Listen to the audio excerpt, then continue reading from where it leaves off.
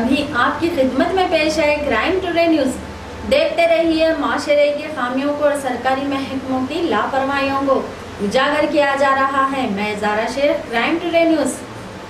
تمل ناڈو وانمبڑی شہر میں M J K party general secretary Tamim Ansari, جو موجودہ ایم ایل اے بھی ہے، یونیفارم سول کوڈ کے خلاف جلسہ کیا۔ اس جلسے میں وانمبڑی کے قاضی مولانا مفتی عبد الرحمان صاحب، کرناٹکا مسلم متحدہ پارٹی کے صدر مختار احمد صاحب، کمیونسٹ پارٹی کے سینئر لیڈر ڈی پنڈیان اور ویلور ڈسٹرکٹ سیکرٹری وسیم اکرم کی صدارت میں وانمبڑی شہر میں یونیفارم سول کوڈ کے خلاف بہت بڑا احتجاج کیا۔ جماعت اسلامک ہند کے ریاستی کارکن جناب عتیق الرحمان نے بھی اس احتجاج میں حصہ لیا۔ ترچی شہر تمل ناڈو توحید جماعت کے زین العابدین کی صدارت میں لاکھوں کی تعداد میں خواتینوں نے یونیفارم سول کوڈ کے خلاف احتجاج کیا۔ تمل ناڈو کوئمبتور میں ایم ایچ ظہر اللہ کی صدارت میں تمام مسلم تنظیموں نے ایک ہو کر لاکھوں کی تعداد میں یونیفارم سول کوڈ کے خلاف احتجاج کیا۔ اس کے علاوہ تمل ناڈو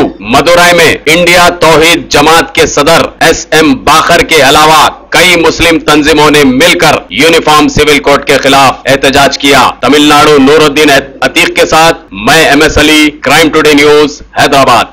کے آثار دیکھ کر کیوں کر نہ شرم کھاؤں، یہ کردار دیکھ کر کیوں شرم نہ کھاؤں، یہ کردار دیکھ کر بزدلوں کے ہاتھ میں تلوار دیکھ کر۔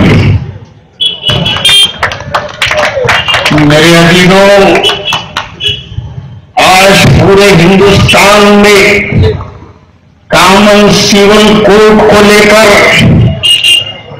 شریعت کا مذاق اڑایا جا رہا ہے۔ آپ یہ سمجھ لینا چاہیے کہ شریعت پہ وہ ہاتھ نہیں ڈال رہے ہیں، لیکن آپ کو ٹکڑے ٹکڑے کرنے کے لیے کامیابی کی راستہ دیکھ رہے ہیں۔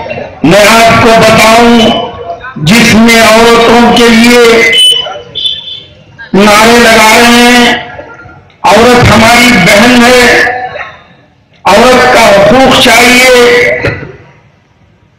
جس مودی جی نے اخباروں میں ٹی وی میں یہ بیان دے رہے ہیں کہ عورتوں کو حقوق دلانے کے لیے ہم بہت کوشش کریں گے۔ آپ کو معلوم ہوگا کہ گجرات کے الیکشن سے پہلے انہوں نے بار بار یہ کہہ رہا تھا کہ ہم نے گجرات کا ماڈل ہندوستان کو بنائیں گے۔ اگر آپ ایک نہیں ہوں گے، اگر متحد نہیں ہوں گے تو ضرور گجرات کا ماڈل ہوگا 2002 کا۔ آپ کو یہ بھی یاد ہوگا جس میں عورتوں کی آج اخباروں میں، الیکٹرانک میڈیا میں جو عورتوں کی ضد کی بات کر رہے ہیں، عزت کی بات کر رہے ہیں، ان سے پوچھنے جا کر کہ گجرات میں ہمارے ماں بہنوں کو زندہ جلا دیا، اتنا نہیں جانتے جتنا یہ جان رہے ہیں، اتنی بات جتنا یہ سمجھ رہے ہیں اتنا ہم مسلمانوں میں سے بہت سارے نہیں سمجھ رہے ہیں کہ اسلام کے اندر کتنی حقانیت ہے، کتنا انصاف ہے۔ خاص طور سے آج جو بدنام کیا جاتا ہے کہ اسلام کے اندر، مسلمانوں کے اندر بیویوں پر ظلم ہوتا ہے۔ کہاں منیوی دان ادھکமாக சொல்லிக் கொடுக்கப்படுகிறது, அப்படி என்று பரப்புகிறார்கள் அவர்கள்। நாயகம் ஸல்லல்லாஹு அலைஹி வஸல்லம் ஒரு तराजू வைத்திருக்கின்றார், एक इंसाफ का तराजू रखे हैं। दुनिया के अंदर पोस्टर लगाएंगे किसी की तारीफ में, किसी के बारे में तारीफ के जुमले कहेंगे, சுவரொட்டிகள் ஒட்டப்படுகின்றன, இவர் அப்படி அவர் அப்படி என்று।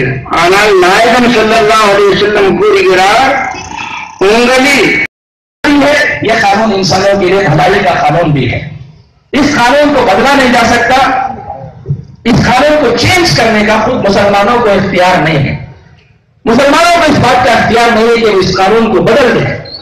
تو یہ بات ہم کہتے ہیں کہ اس وقت انسانوں کا جو مسئلہ ہے، پوری انسانی سماج اس بات کی گواہی دے رہی ہے کہ کہ انسانوں نے اپنے لیے جو قوانین بنائے ہیں خود آج ان کی تباہی کا سامان ہے. آج عورت کا آپ کے قانون کے حساب سے دلی کی سڑکیں آج عورت کے لیے محفوظ نہیں ہے. دن دہاڑے سے اس کی عزت کو لوٹا جاتا ہے.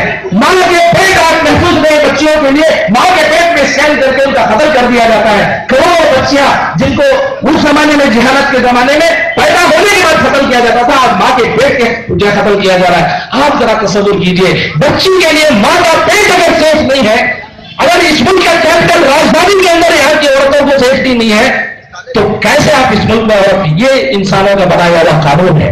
آج عورت نکلتی ہے تو کھا جانے والی نظروں سے اسے دیکھا جاتا ہے. اسے جو ہے اس کے حقوق کے نام پر اس کے جسم سے کپڑا اتارنا, یہ اس وقت کی دنیا ہے. تو اس کے خلاف ہم آواز اٹھانا چاہتے ہیں اور ہمیں کہتے ہیں اسلام نے عورت کو جو پروٹیکشن دیا ہے, اسلام نے انسانی زندگی کے لیے جو قانون دیا ہے, وہ حقیقت میں انسان کے لیے رحمت ہے. اللہ کے رسول صلی اللہ علیہ وسلم نے عورت کا جو حق بتایا, ابھی آپ کے سامنے بتایا گیا, آپ ذرا تصور کر سکتے ہیں کہ وہ عورت جسے کہا گیا کہ اس کے قدموں کے نیچے جنت ہے, اس سے بڑا مرتبہ کیا ہو سکتا ہے کہ جس کے بارے میں کہا جائے کہ اس کے قدموں کے نیچے جنت ہے. آپ صلی اللہ علیہ وسلم نے فرمایا تم میں بہترین لوگ وہ ہیں جو اپنی بیویوں کے لیے اچھے ہوں. یہ گویا سرٹیفکیٹ دیا گیا کہ آدمی کے اچھے ہونے کا کہ وہ اپنی بیوی کے لیے اچھا ہو. آپ صلی اللہ علیہ وسلم نے فرمایا کہ جس نے 2 بچیوں کی پرورش کی, میں اور وہ جنت میں اس طرح رہے. سچ کی تلاش کا نام کرائم ٹوڈے نیوز. مجھے اجازت دیجیے, میں زارا شیخ.